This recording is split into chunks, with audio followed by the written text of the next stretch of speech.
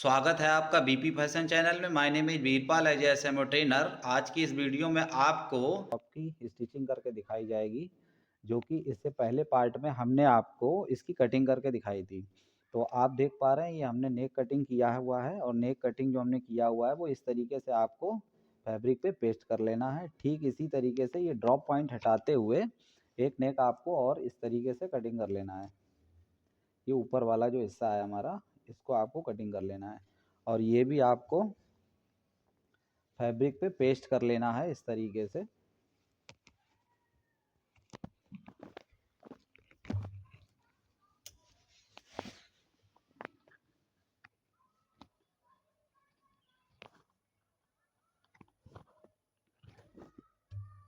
पर आप देख पा रहे हैं हमारे दोनों पार्ट अच्छे से फैब्रिक पे पेस्ट हो चुके हैं। ये हमारा फ्रंट का रहेगा और ये हमारा बैक का रहेगा। इसी के साथ साथ में आपको आर्म होल को फिनिश करने के लिए और ये पट्टियाँ चाहिए होंगी, तो आप इस तरीके से और ये पट्टियाँ ले लेंगे। तो चलते हैं स्टिचिंग की ओर, और आपको बताते हैं इसकी स्टिचिंग कैसे होनी है। तो सबसे पहले ये हमारे जो नेक रहेंगे इनको हम ये इस वाली साइड से बाइंड करेंगे। तो बाइंड यहाँ पर ये कट लगाने के बाद में इस तरीके से आपको फैब्रिक को पलट लेना है और एक पैर का स्टिचिंग कर लेना है।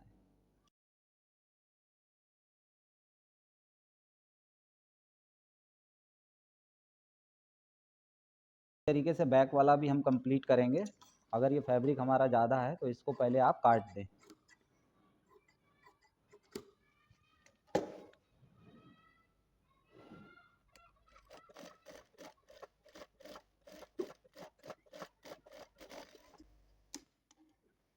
और ये कंप्लीट हो जाने के बाद में ये जो एक्स्ट्रा वाला फैब्रिक है इसको हम इस तरीके से निकाल देंगे।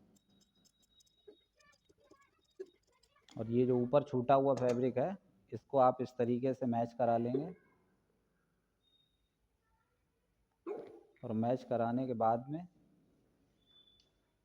इसको आप ऊपर से बिल्कुल स्ट्रेट निकाल देंगे।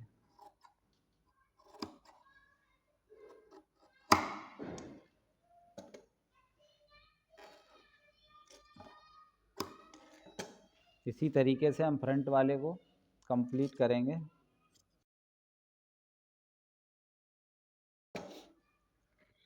इस फैब्रिक को हटाने के बाद में इसको भी आप जो है बिल्कुल स्ट्रेट, ये एक्स्ट्रा वाला जो फैब्रिक है इसको आपको हटा देना है।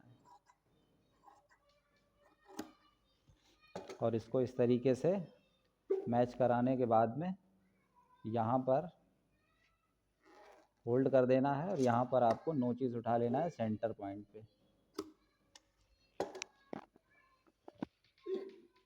क्या दिक्कत हो गई?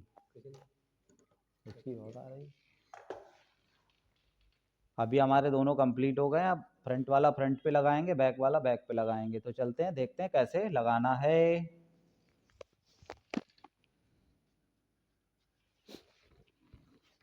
तो यहाँ पर आप देख पा रहे हैं ये हमारा फ्रंट वाला पल्ला है। तो फ्रंट वाले पल्ले में आप बीच सेंटर पे एक नोचिस लगा लीजिए और एक लाइन खींच लीजिए, जिससे कि आपका ये जो नेक है बिल्कुल सटीकता से बनेगा। और ये वाली जो लाइन है इसको आप मिलाते हुए पहले बीच से इस तरीके से नोचिस को मिला करके यहाँ पर एक स्टिच कर लीजिए।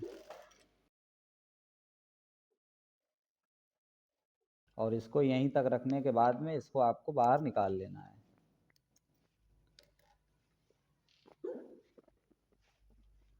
इस स्टिच को लगाने से आपका जो नेक है वो इधर उधर पे बिल्कुल बराबर आएगा। अब हम इसको आगे सिलते हैं।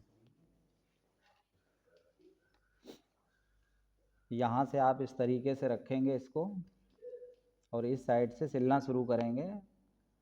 और ये जो हम स्टिच लगाएंगे ये हमारी इंटरलाइनिंग पे बिल्कुल चढ़नी नहीं चाहिए।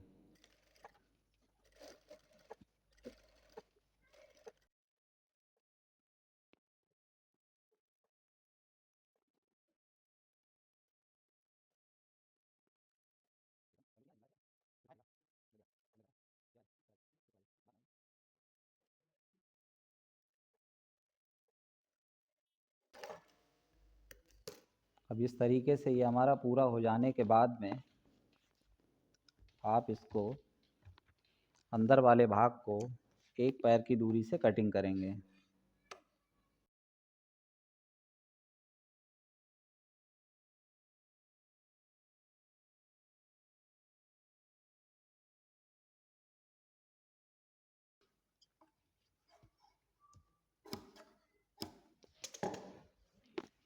और ये कटिंग कर लेने के बाद में और राउंड पर आपको, अगर आप ये कट नहीं लगाएंगे, ये कट आपको ज़रूरी लगाना है, क्योंकि आपको जो राउंड पर पलटने का फिनिशिंग लेना है वो कट ही से आएगा।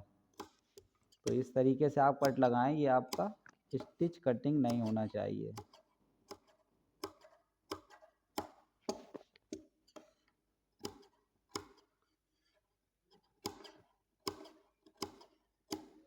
ये कट लग जाने के बाद में इसको आपको पलट लेना है।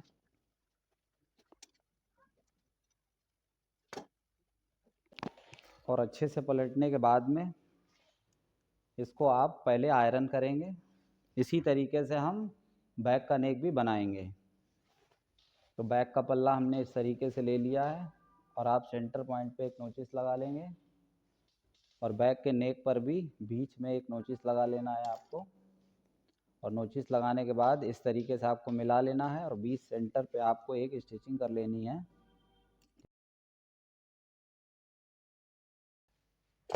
और इसको यहीं तक आप रख के इस तरीके से निकाल लेंगे।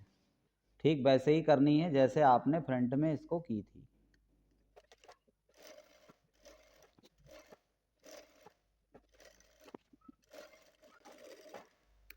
स्टिचिंग करने के बाद आपको इसको भी कटिंग कर लेना है, एक पैर का मार्जिन रखते हुए इस तरीके से।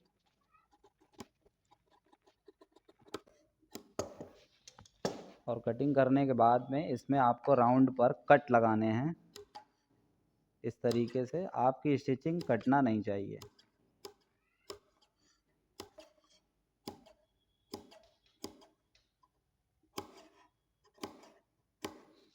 कट लगाने के बाद में इसको भी आपको पलट लेना है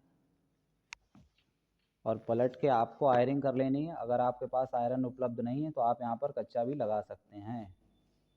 तो आप यहाँ पर देख पा रहे हैं हमने इसमें आयरन कर लिया है। इसी तरीके से आप इसमें एक बकिया भी लगा सकते हैं और ये आपको फ्रंट से इस तरीके से दिखेगा।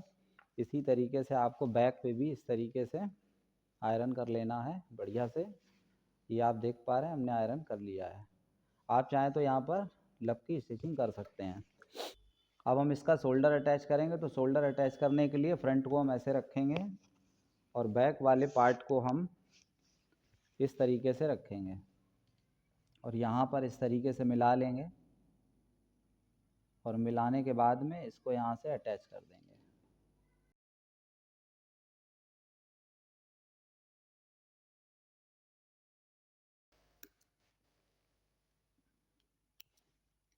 और इसी के साथ साथ में यहाँ पर हमें ओवरलॉक कर लेनी चाहिए। शोल्डर अटैच हो जाने के बाद में अब हम आर्म होल को फिनिश करेंगे। तो आर्म होल को फिनिश करने के लिए हमको यहाँ पर पट्टी लगानी है। तो पट्टी जो है हम अंदर की साइड से लगाएंगे बाहर के लिए। तो उसके लिए आपको इस तरीके की और एक पट्टी ले लेनी है। और अगर आपकी और एक पट्टियाँ छोटी हैं तो आप पहले इनको अटैच कर लेंगे। तो इस तरीके से आप इसको अटैच करें कि ये आपकी फुल औरेब आए। तो यहाँ पर आप देख पा रहे हैं हमने इस तरीके से औरेब काटा हुआ है और इसको भी आप इस तरीके से रखें तो ये आपका औरेब कटा होना चाहिए। तो इसको भी आप इस तरीके से औरेब कर लेंगे और इस तरीके से आपको इसमें यहाँ पर जॉइंट लगा लेना है। ये दोनों पट्टी बन जाने के बाद में हम अब इसको लगाएंगे। तो हम इसको अंदर से बाइंड अप करेंगे। तो इस तरीके से आपको यहाँ पर रखना है, एक पैर का मार्जिन लेके इसको स्टिचिंग करना है।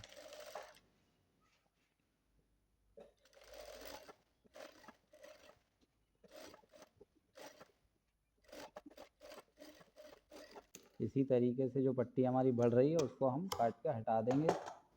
ठीक इसी तरीके से इस साइड की पट्टी भी हम पहले कच्ची करते हैं।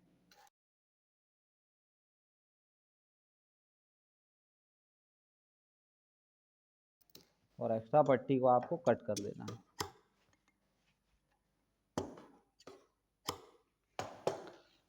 ये पट्टी लग जाने के बाद में आपको इस तरीके से इसको नाखून से अच्छे से पहले पलट लेना है। पलटने के बाद में सीधी साइड से आपको इसको बाइंड अप करना है। तो इस तरीके से आप इसको फोल्ड कर लें और इस तरीके से आपको इसको बाइंड कर लेना है।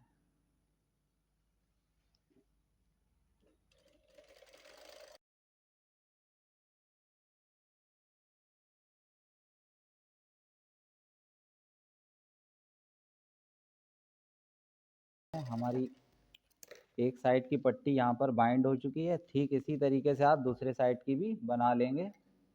तो आप देख पा रहे हैं हमने इसको कंप्लीट कर लिया है। दोनों साइड की पट्टी हमारी कंप्लीट हो गई है। उसके भी है यहीं से हम इसमें थोड़ी लैस अटैच करना चाहते हैं नेक पे, तो आप इस तरीके की या फिर कोई भी डिज़ाइन बनाने के लिए इसमें लैस अटैच कर सकते हैं।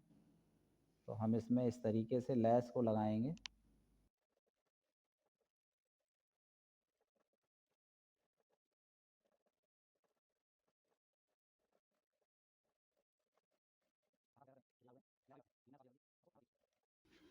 तो ये आप देख पा रहे हैं हमने यहाँ पर लैस को अटैच किया हुआ है। यही लैस हम स्लीव पर भी अटैच करेंगे।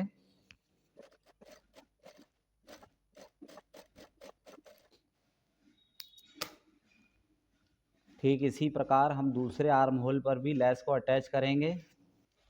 हमारी लैस यहाँ पर लग चुकी है। अब हम इसकी फिटिंग वाली जो सीम है वो लगाएंगे।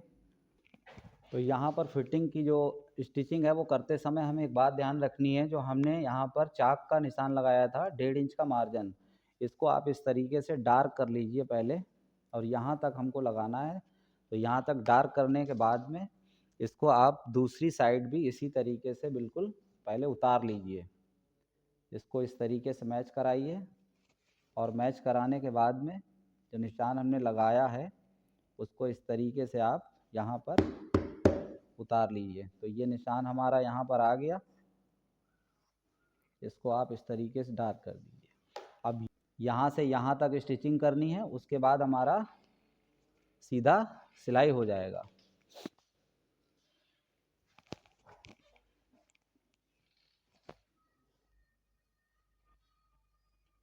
इसको आप अच्छे से मिला लीजिए और यहाँ से आपको स्टिचिंग शुरू करनी है।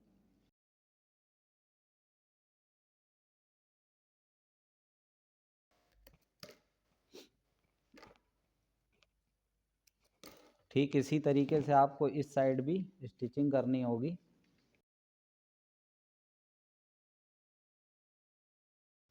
तो ये आप देख पा रहे हैं साइड सीम हमारी लग गई है और हमने इसको डबल भी कर दिया है। आप भी इसको डबल कर लें और जस्ट उसके बाद में इसको आप इस तरीके से सीधा करें। और सीधा करने के बाद में इसका जो बॉटम है वो हमको फिनिश करना है। अगर आपके पास पीको की व्यवस्था है तो आप पीको इसमें करवा सकते हैं। और देखिए ये ऑरेब रहेगा तो आपसे एक बार में ये हो नहीं पाएगा। तो जब एक बार में नहीं हो पाएगा तो इसको आप डबल बखिया में कैसे करेंगे। तो एक बखिया आप पहले इसको इस तरीके से लगाएं, एक पैर का मार्जिन लेते हुए बिल्कुल लब का बखिया आप इस तरीके से लगा लें।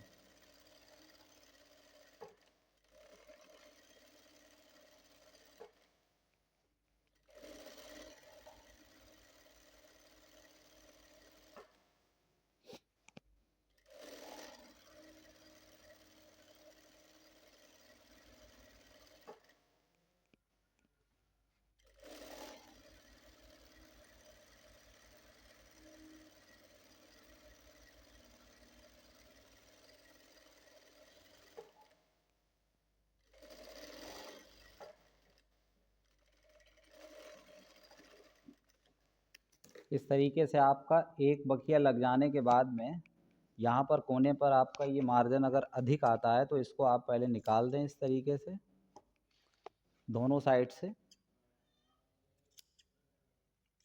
और अगर आप एक ही बखिया में कर सकते हैं तो और अच्छी बात है। हमने ये बिगनर के लिए बताया है। और एक कपड़ा जब होता है तो एक बार में दामन नहीं बनता है बराबर, तो आप दो बार में बनाएं। इस तरीके से आपकी बखिया लग जाने के बाद में आप इसको इस तरीके से जितना भी आपको चौड़ा रखना है आप इस तरीके से लेके बखिया इसमें आराम से इजीली लगा सकते हैं।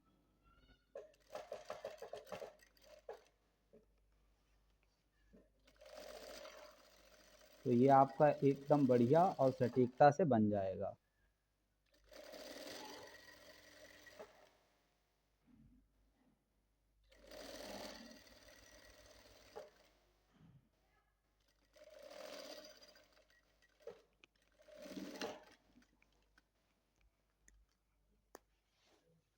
तो ये आप देख पा रहे हैं हमारा ये पीस बिल्कुल रेडी हो गया बोट नेक के साथ में। और अगर आपको वीडियो अच्छा लगा है तो वीडियो को ज़्यादा से ज़्यादा शेयर करें, क्योंकि चैनल का उद्देश्य मात्र इतना है, आप सीखें और लोगों को सिखाएं। Thank you so much.